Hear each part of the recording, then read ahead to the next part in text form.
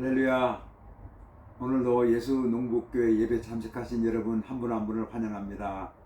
사랑합니다. 축복합니다. 다 함께 사도신경을 고백하면서 2024년 5월 19일 주일 예배 올려드리겠습니다.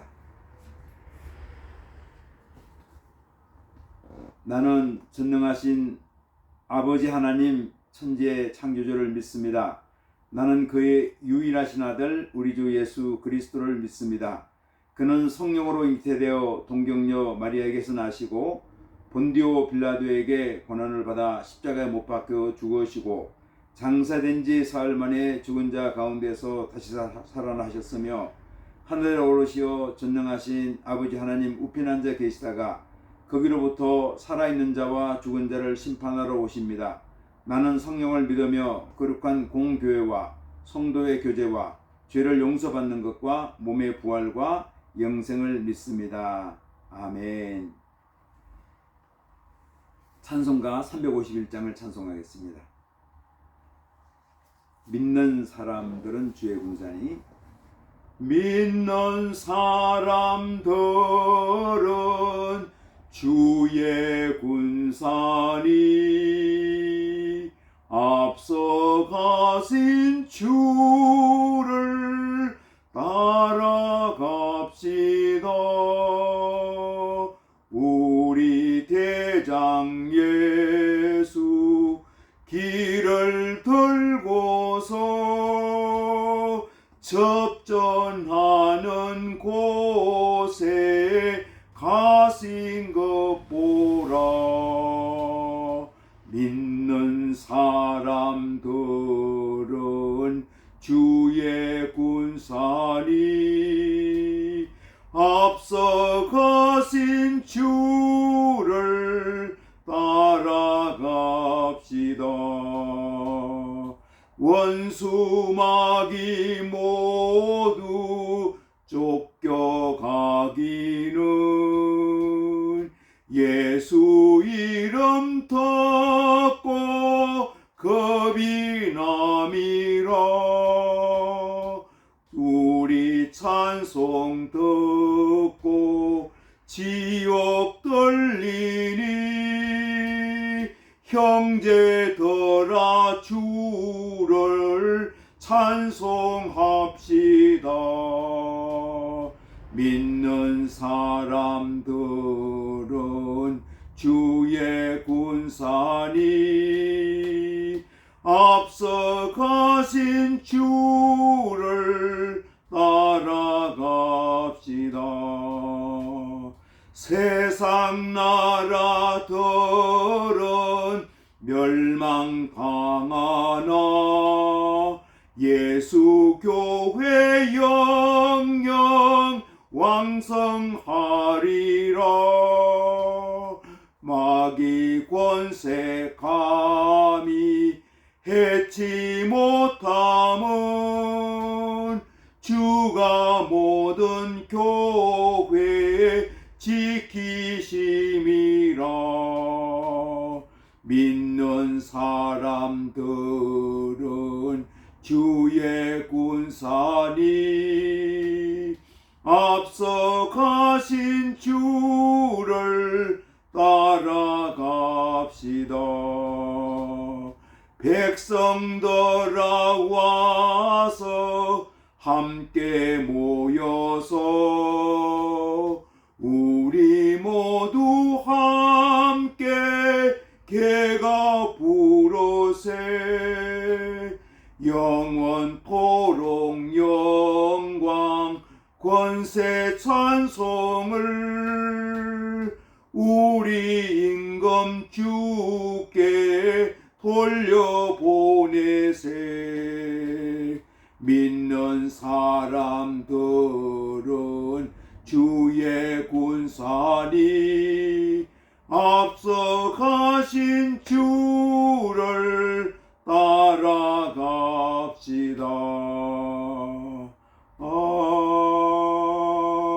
아멘. 기도하겠습니다. 하나님 아버지 감사합니다. 지난 한 주간 지켜주신 거 감사하고 거룩한 날, 복된 날 주의 성소에 모여서 하나님 아버지 앞에 예배의 단을 쌓게 하시니 감사합니다. 저희들 한 심령을 성령으로 충만케 하시고 말씀으로 새롭게 하여 주옵소서. 이 시간 주님께 찬양하고 감사하며 예배드릴 때 우리 한 심령을 성령으로 충만케 하여 주시기를 아버지 하나님 소원합니다. 지난 한 주간도 세상에 살면서 이모저모로 우리 주님 앞에 부끄러운 일도 많이 행하며 지내왔습니다. 우리 주님께서 사죄연정을 허락하여 주셔서 저희들의 죄를 정결케 하여 주옵소서. 하나님 아버지, 예배로 모이는 모든 교회마다 축복하여 주시고 예배드릴 모든 심령들마다 하나님의 복된 심령들 되게 인도하여 주시기를 아버지 하나님 소원합니다. 오늘도 또 양로원에서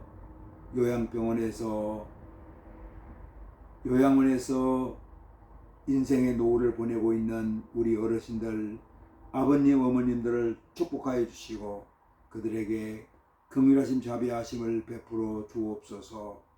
하나님 아버지, 군문에서 군장을 하는 우리 젊은이들을 축복하여 주시고 그들이 훈련장에서 생활관에서 근무지에서 근무할 때 우리 예수님과 동행하는 군생활을 할 수 있도록 인도하여 주시기를 아버지 하나님 소원합니다. 하나님 아버지, 또 우리 귀한 성도들 주님 앞에 기도의 제목을 간구할 때마다 하나님 아버지 응답하여 주시고 응치되는 역사가 있게 하여 주시기를 아버지 하나님 소원합니다. 하나님 아버지, 연약한 자들 또 이곳에 모였습니다. 마음이 상한 자들도 모여 있습니다. 우리 주님, 연약한 병도 치유하여 주시고 상한 마음도 주님께서 회복시켜 주옵소서. 아버지 하나님, 우리나라 우리 대한민국을 축복하여 주시기를 아버지 하나님 소원합니다. 하나님, 대통령부터 시작해서 모든 백성에 이르기까지 한 생명을 축복하여 주시고 나라가 많이 어려운 가운데 있습니다. 분열이 있고 다툼이 있고 갈등이 있습니다. 하나님 아버지, 서로가 서로를 낮게 여기는 귀한 마음 주셔서 우리 백성들 마음이 서로 통합되게 하시고 하나 되게 하여 주시기를 아버지 하나님 소원합니다. 우리 북한 동포들도 기억하여 주시고 북한 땅에도 우리 하나님 아버지 긍휼하심, 자비하심을 베풀어 주옵소서. 아버지 하나님, 세계 여러 곳에서 또 국내에서 선교하는 사랑하는 주의 종들을 기억하여 주시고 눈물로 복음의 씨앗을 뿌릴 때마다 기쁨으로 단을 거두는 역사가 있게 하여 주옵소서. 예수님 이름으로 기도드리옵나이다. 아멘. 우리 주님께서 가르친 기도 함께 드리겠습니다. 하늘에 계신 우리 아버지 이름을 거룩하게 하시며 아버지의 나라가 오게 하시며 아버지의 뜻이 하늘에서와 같이 땅에서도 이루어지게 하소서. 오늘 우리에게 일용할 양식을 주시고 우리가 우리에게 잘못한 사람을 용서해 준 것 같이 우리 죄를 용서하여 주시고 우리를 시험에 빠지지 않게 하시고 악에서 구하소서. 나라와 권능과 영광이 영원히 아버지의 것입니다. 아멘.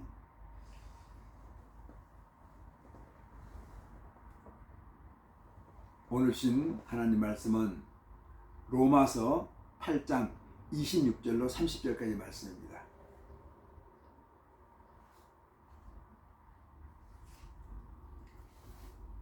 말씀을 봉독하겠습니다.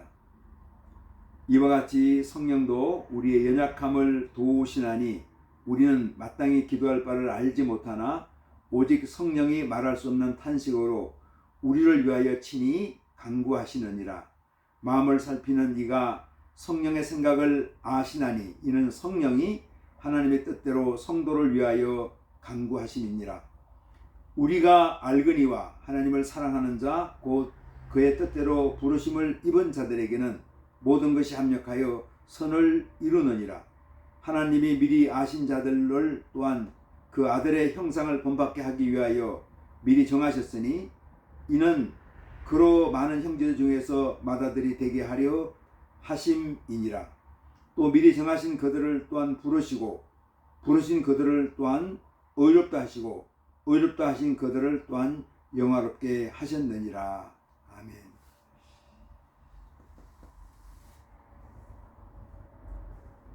오늘 말씀의 제목은 양선은 유약한 자를 치유한다입니다.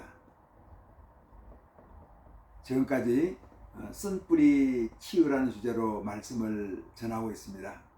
그래서 쓴뿌리를 만들어내는 사람들의 유형을 9가지로 분류하고 이러한 유형의 사람들을 성령의 열매인 성령의 성품을 적용해서 치유하는 과정입니다.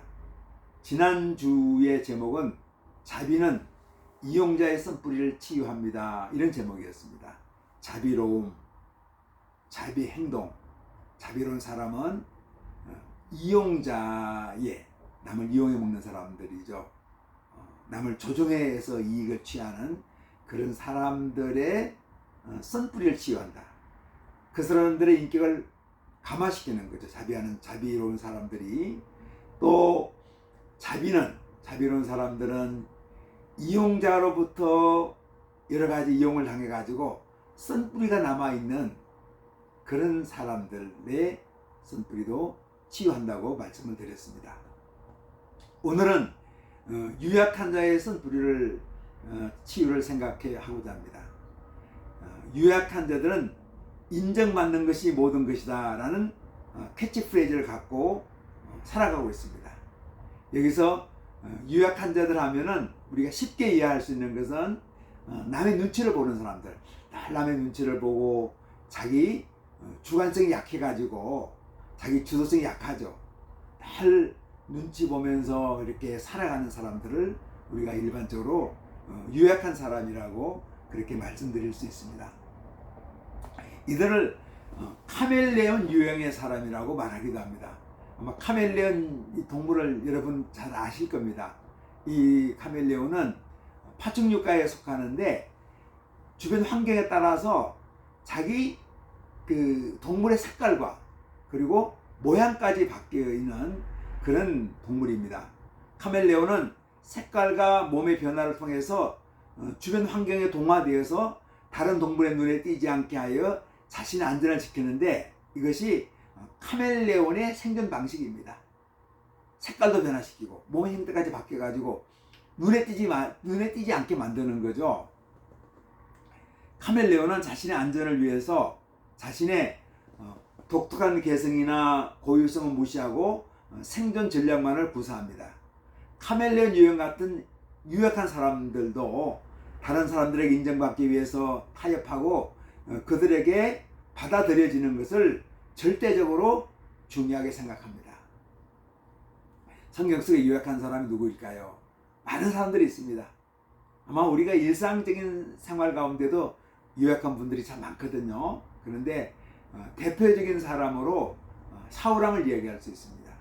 아마 사울왕이 유약한 자라고 하면은 많은 분이 동의하지 않을 수 있습니다. 그런데 한번 잘 생각해 보면은 사울왕이 얼마나 유약한가를 한번 생각해 볼 수 있습니다.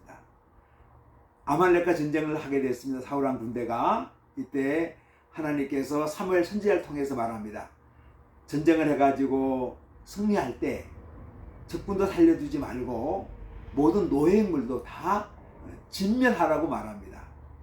그런데 사울왕은 그렇게 하진 않습니다. 전쟁이겠지만 사울왕은 남겨놓았습니다. 아말렉 왕 아각도 살려두고 그의 양과 소의 가장 좋은 것도 남겨두고 가치 없고 하찮은 것을 진멸했습니다. 이 소식을 알고 사무엘 선지자가 와서 그랬죠. 왜 왕은 하나님의 명령을 지키지 않습니까? 내가 적군도 살려두지 말고 또 모든 노획물을 진멸하라고 하지 않았습니까? 하나님의 명령이었습니다. 그러니까 사울왕이 그런 얘기를 합니다. 내가 이것을 남겨놓은 것은 하나님께 제사를 드리기 위해서 남겨놓은 것입니다. 그러니까 사무엘 선지자가 순종이 제사보다 낫다고 사무엘 선지자를 추궁하죠. 이때 사울왕은 이렇게 고백합니다.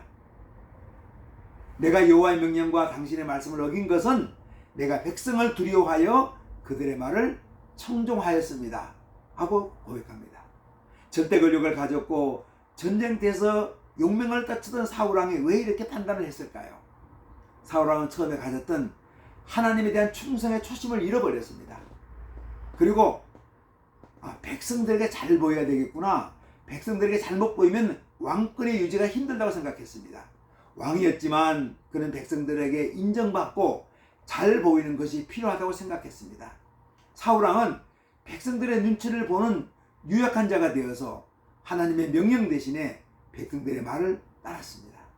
결과로 사울왕은 몰락의 길을 걷게 되는 것을 보게 됩니다. 이 사울왕에 비해서 다윗은 전혀 다른 삶을 살았습니다. 사울왕이 다윗이 미워서 다윗을 경쟁자로 생각해가지고 다윗을 따라다녔죠. 다윗을 죽이려고 따라다녔습니다. 그런데 다윗은 광야에서 도망다니다가 2번씩이나 사울왕을 죽일 수 있는 절호의 기회를 갖게 됩니다. 부하들은 말합니다. 이참에 사울왕 죽이면 됩니다. 그럼 우리가 이런 도망병 신세를 면하고 우리도 당당히 왕국을 건설해가지고 다윗 대장님이 임금이 될 수가 있습니다. 왕이 될 수 있습니다. 그런데 다윗은 말합니다. 사울왕의 생명은 하나님께서 주관한다. 사울왕의 생명은 하나님께 속한 것이니까 내가 사울왕의 생명을 건드릴 수 없다고 말합니다. 부하들이 아우성치죠. 이 기회에 이건 하나님께서 주신 기회입니다. 사실 다윗도 부하들의 말을 안 들으면 사실은 그렇게 좋은 건 없거든요. 그러나 아주 단호하죠. 부하들의 말을 듣지 않습니다. 다윗은 부하의 눈치를 보는 유약한 자가 아니었습니다. 근데 실제는 어떻습니까? 우리 주변에 보면은 다윗이 아닌 사울왕처럼 유약한 자들이 참 많습니다. 인정받기에 굶주려 있고 인정받으려 하다가 탈진해서 원망 속에 살아갑니다. 저 같은 경우도 사실 유약한 자에 속합니다. 그래서 제가 이 말씀을 준비하면서도 참 저를 보고 있다는 생각도 갖게 됩니다. 그러면 유약한 자들은 어떤 특성을 가지고 있을까요? 유약한 사람들은 타협이 기본적인 생활 방식입니다. 우리가 질문할 수 있습니다. 타협이 얼마나 필요합니까? 꼭 우리가 타협해요. 정치도 경제도 모든 관계도 타협해야 되거든요. 그런데 여기서는 유약한 자들은 타협을 하면서 심지어 진리를, 진실을, 가치 있는 것을 포기할 때도 많습니다. 유약한 사람들은 인정받기 위해서 진리를 포기하고 타협을 많이 한다는 거죠. 이들에게는 진리보다는 타협해서 인정받는 것이 더 소중합니다. 유약한 사람들은 칭찬받기 위한 아이디어를 얻기에 민감합니다. 유약한 사람들은 다른 사람들의 반응과 칭찬에 극도로 민감합니다. 특히 힘 있는 사람의 인정받는 일에 골몰하다가 어리석은 짓을 하기도 합니다. 그래서 때로는 거짓에 또 잘못된 일을 하다가 정말 힘든 경우도 많이 경험하게 되죠. 유약한 사람들은 자기의식이 매우 강합니다. 이것은 매우 이율배반적으로 보일 수도 있습니다. 왜냐하면 유약한 사람은 영향력 있는 사람의 인정과 칭찬만을 갈구하는 사람처럼 보이기 때문입니다. 실상은 유약한 사람은 자기를 포기하는 것이 아닙니다. 자신의 생존과 안위를 위해서 자신을 포기하고 영향력 있는 사람의 뜻대로 살아가는 것처럼 보일 뿐이죠. 유약한 사람은 모든 사람들에게 환영받으려고 하지만 어느 누구도 모든 사람에게 환영받을 수는 없습니다. 이것은 사실이죠.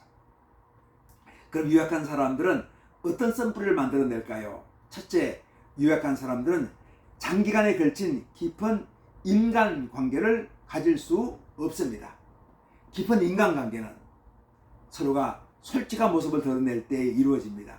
그런데 유약한 사람들은 자신의 솔직한 진면목을 드러내면 주변에 있는 사람들, 특히 영향력 있는 사람이 자신을 싫어할 것이라고 생각합니다. 깊은 인간관계는 자신의 모습이 그대로 드러나고 상대방이 그것을 인정할 때 이루어집니다. 그런데 유약한 사람들은 나의 진면목이 드러나면은 상대방이 영향력 있는 사람이 싫어할까봐 계속 자기의 진면목을 감추죠. 그래서 깊은 인간관계가 이루어지지 못하는 아픔이 있습니다. 둘째, 유약한 사람들은 지나친 죄의식과 스트레스 가운데 살아갑니다. 내가 받아들여야 되는데, 내가 인정받아야 되는데 그렇지 못하니 받는 스트레스가 엄청납니다. 이것은 때로 불면증이나 두통에 시달리기도 하죠. 늘 내가 어떤 일을 할 때, 어떤 사명을 감당할 때도 내가 인정받아야 되는데 인정받지 못하면 어떻게 될까 두려워하고 또 늘 신경 쓰면서 아주 신경이 예민해집니다. 그래서 그런 스트레스를 받게 되죠. 또 이것은 유약한 사람들은 지나친 죄의식 가운데 살아가는데 내가 수용받지 못하는 것, 내가 인정받지 못하는 것은 내가 지은 죄가 있기 때문에, 내가 지은 죄 때문에 인정받지 못한다고 생각하면서 죄의식 가운데 시달리게 됩니다. 셋째, 유약한 사람들은 늘 받아들여야 한다는 긴장감 속에서 탈진합니다. 유약한 사람들은 늘 수용받아야 한다는 생각에만 몰두하고 있고 그렇지 않은 경우는 견디지 못하고 탈진하게 됩니다. 사실 탈진은 왜 탈진합니까? 깊은 스트레스가 계속 반복되다 보면 탈진하게 되죠. 특히 이들은 그들 당할 경우에는 마음속에 분노가 일어납니다. 이들은 자신을 받아주지 못하는 사람에게 분노하고 신앙인이라면 이러한 상황을 만든 하나님에 대해서 분노하기도 합니다. 근데 우리가 꼭 기억해야 되죠. 세상은 우리를 수용하는 사람들도 있고 거절하는 사람들도 있습니다. 늘 우리를 수용만 하지도 않고 우리를 거절만 하지도 않습니다. 사람들의 거절과 수용을 일상적인 일로 받아들이면 참 좋습니다. 나를 수용해 주는 사람 만나면 감사하고 자신을 수용하지 않는 사람들을 만나면 내 자신을 돌아볼 기회를 한번 가지게 되는 거죠. 또 혹시 나처럼 내가 수용받지 못할 때 아픔처럼 내가 거절당하는 걸 통해서 사람들을 아프게 하지 않았는가 돌아보는 것도 참 필요하다고 생각합니다. 그러면은 유약한 사람의 쓴뿌리는 어떻게 치유할까요? 양선이 유약한 사람을 치유할 수 있습니다. 우리가 성령의 9가지 열매 생각해 보죠. 사랑, 희락, 화평, 인내, 자비, 양선, 충성, 온유, 절제입니다. 여기서 6번째 열매가 양선입니다. 양선은 설양, 미덕 혹은 자아통합이라고 우리가 이야기할 수 있습니다. 그래서 양선으로 살아간다는 말은 설량을 하고 미덕을 쌓고 혹은 자아통합을 하면서 살아간다는 의미이죠. 양선을 설량으로 이해를 합니다. 선을 행하는 거죠. 선을 쌓아가는 겁니다. 선을 이렇게 길러가는 겁니다. 선한 일을 많이 해가는 거죠. 선한 성품을 만들어갑니다. 이때 선량은 하나님의 성품이기도 합니다. 하나님은 선하게 창조하셨고 우리로 하여금 하나님의 선한 성품을 담게 하셨습니다. 이 선은 조용하고 약한 것이 아니라 인생을 살아가는데 가장 강력한 힘입니다. 양선을 우리가 자아통합이라고 할 때 양선은 자신의 가치를 인정하고 자신을 긍정적으로 바라보고 수용하는 것입니다. 오늘과 로마서 8장 말씀을 한번 봉독했는데요. 특히 28절 말씀은 참 너무 좋은 말씀이죠. 하나님을 사랑하는 자, 곧 그의 뜻대로 부르심을 받은 자들에게는 모든 것이 합력하여 선을 이룹니다. 아멘. 아마 이 말씀 참 여러분 좋아할 거예요. 저도 참 좋아합니다. 하나님을 사랑하는 자, 그의 뜻대로 부르심을 입은 자들에게는 모든 것이 합력해서 선을 이룬다. 이게 통합이죠. 합력해서 선을 이룬다. 합력해서 가장 좋은 방향으로 진행한다는 겁니다. 과거도 현재도 모두 소중합니다. 성공도 실패도 모두가 가치가 있죠. 이게 통합입니다. 성공만 가치가 있는 것이 아니라 실패도 가치가 있습니다. 그 실패할 때도 하나님께서 함께 하셨던 때고, 그 실패를 통해 나에게 받은 교훈도 있고, 그 실패도 나의 인생의 한 모습이라는 거죠. 성공도 나의 모습이지만 이게 다 통합입니다. 나의 강함도 연약함도 모두가 소중하죠. 강함만 같이 있다고 생각했는데 다 연약했을 때도, 그때도 주님의 긍휼하심과 자비하심이 있을 때라는 거죠. 나의 자랑도 부끄러움도 모두가 가치가 있습니다. 부끄러운 거 생각하면은 그냥 이렇게 힘들어 하는데 그게 아니죠. 내가 부끄러운 때도 있었고, 나의 사랑스러운 때도 있었고, 이게 인생이구나. 이 모든 여정에서 주님께서 나와 함께 하셨다. 이렇게 우리가 한번 말씀드려 볼 수 있습니다. 양선의 면에서는 세례 요한의 삶이 탁월하죠. 세례 요한이 막 이렇게 요단강에서 세례를 주면서 백성들에게 회개의 세례를 선포했을 때 많은 사람들이 선지자 세례 요한을 환영하고 추앙했습니다. 그런데 예수님이 활동을 시작하니까 많은 사람들이 예수님을 따랐죠. 세례 요한의 제자들도 예수님을 따랐습니다.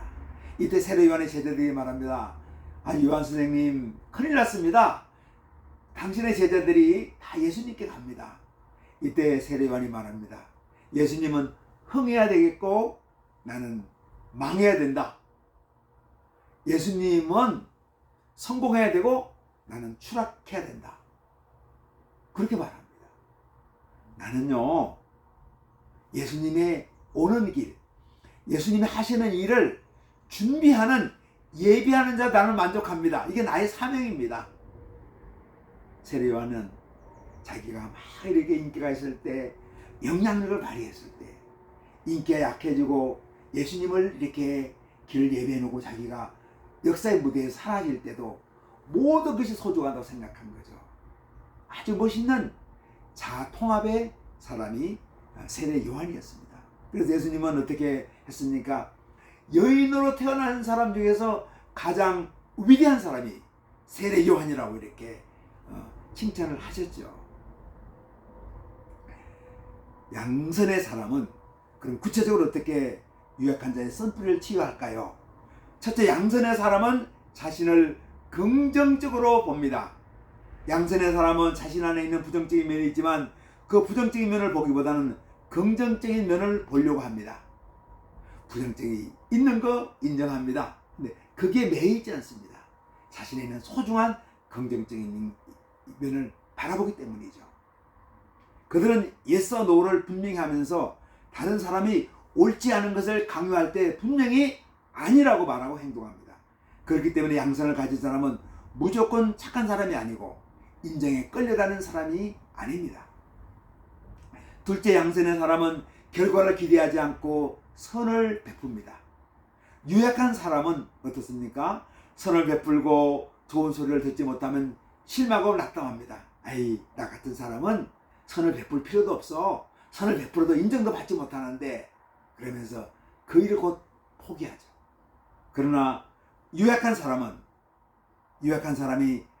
양선을 가진 사람이 되면은 선을 베풀고 좋지 않은 얘기를 듣지만 이 일 때문에 낙심하지 않습니다.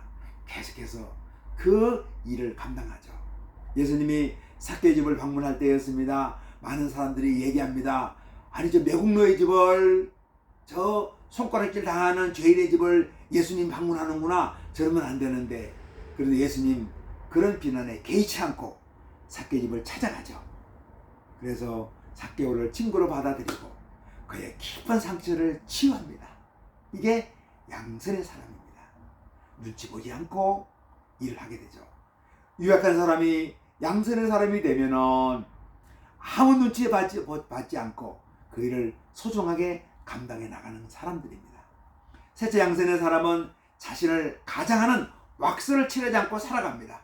양선의 사람은 가식이 없이 살아가기에 마스크를 쓰고서 배역을 맡는 일을 하지 않습니다. 성령님은 우리가 양선을 가지고 선하게 살도록 용기를 줍니다. 로마서 8장 26절을 말씀합니다.